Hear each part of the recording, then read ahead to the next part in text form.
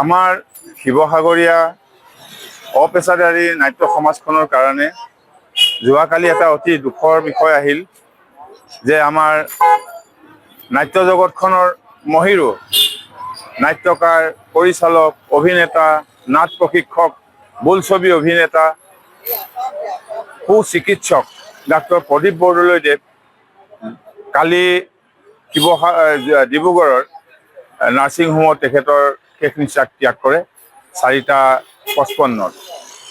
আজি আমি অনুভৱ কৰিছোঁ যে শিৱসাগৰৰ অপেচাদাৰী নাট্য সমাজখন অভিভাৱকহীন হৈ পৰিল।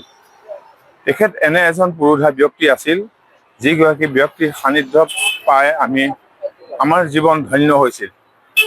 আৰু শিৱসাগৰৰ সমূহ নাট্যকৰ্মী, বিভিন্ন দল সংগঠনে আজি তেখেতক শ্ৰদ্ধাঞ্জলি জনাইছে।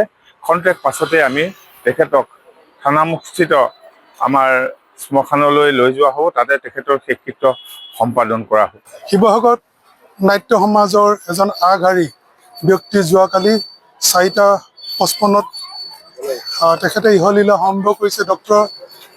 চিকিৎসক ডক্টৰ প্ৰদীপ বৰদলৈ ডাঙৰীয়া এজন নাট্যকাৰ আছিলে, এজন ভাল শিৱসাগৰৰ বিভিন্ন সংগঠনৰ লগত জড়িত।